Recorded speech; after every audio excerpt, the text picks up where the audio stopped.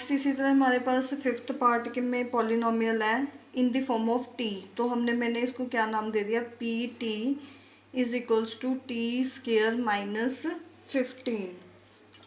तो अब देखो, अब जब हम इसका सॉल्यूशन निकालेंगे, for finding zeros equate P T is equal to 0। तो हमने पी टी को क्या कर देना है, 0 के बराबर रखना है। तो पी टी कितना है हमारा, T square minus 15 is equal to 0।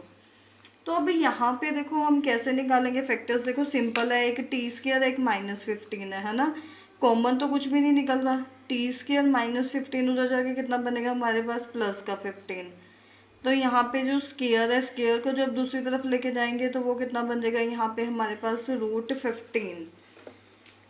तो अब रूट 15 क्या, 15 में से 15 के ऐसे फैक्टर्स बनते हैं कि रूट में से कुछ बाहर निकले, कुछ भी नहीं निकलता। तो टी मतलब यहाँ पे क्या बनेंगे, प्लस माइनस के, क्योंकि T square is equals to 15 है ना। तो इसका क्या मतलब होगा, जब मैंने आपको बताया था पहली वाली वीडियोस में कि ज़ीरो क्या होती है, ज़ीरो एक ऐसी वैल्यू होती है जो इक्वेशन को सेटिस्फाई करे। तो यहाँ पे अगर हम टी स्क्वायर की जगह पे रूट 15 लिखेंगे, अगर मैं रूट 15 लिखूंगी, रूट 15 की स्क्वायर वो भी 15 बनेगा, मतलब सेटिस्फाई कर रहा है।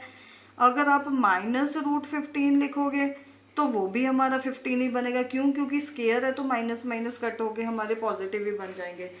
तो दो वैल्यूज़ है, मतलब हमारी ज़ीरोज़ के आगे टी की कौन कौन सी दो वैल्यू आ गई, ये आपने ये चीज़ ध्यान में रखनी है। जब स्क्वायर को हम टी की पावर 2 है, जब स्क्वायर दूसरी तरफ जाता है तो रूट में हमारे पास प्लस माइनस की वैल्यूज़ निकलती हैं, ठीक है। तो यहाँ पे टी की वैल्यू कितनी आ गई, एक तो हमारे पास प्लस 15, तो दूसरी वैल्यू कितनी आ गई टी की हमारे पास माइनस रूट 15। अब हम सम ऑफ ज़ीरोज़ निकालेंगे। सम ऑफ ज़ीरोज़ का मतलब कि इनको हमने क्या कर देना है, यहाँ पे प्लस कर देना है इनको। तो प्लस कर दो, यहाँ पे ये कितना बन गया, root 15 plus minus minus root 15। तो ये कट होके कितना आ गया हमारे पास, सम ऑफ ज़ीरो से यहाँ पे कितना आ गया था, 0 आ गया। नेक्स्ट निकालेंगे हम प्रोडक्ट ऑफ ज़ीरोज़। मतलब अब हमने इन दोनों को क्या कर देना है, मल्टीप्लाई कर देना है। तो मल्टीप्लाई कर दो, माइनस ये कितना बनेगा, रूट में 15 इंटू 15, एक पेयर बन गया ना हमारे पास, तो कितना आ जाएगा बाहर, 15 आ गया। तो प्रोडक्ट ऑफ ज़ीरोज़ कितना आ गया हमारे पास, माइनस 15। अब हम बाय कोफिशिएंट मेथड से चेक करते हैं कि क्या ये हमारी जो वैल्यूज़ हैं ये वेरीफाई हो रही है कि नहीं हो रही, बाय कोफिशिएंट मेथड। तो कोफिशिएंट मेथड से जब हम सम निकालेंगे, यहाँ पे सम ऑफ ज़ीरोज़, तो क्या फॉर्मूला होता है, माइनस कोफिशिएंट ऑफ एक्स। तो यहाँ पे एक्स की जगह पे टी है हमारे पास, तो T over coefficient of T square.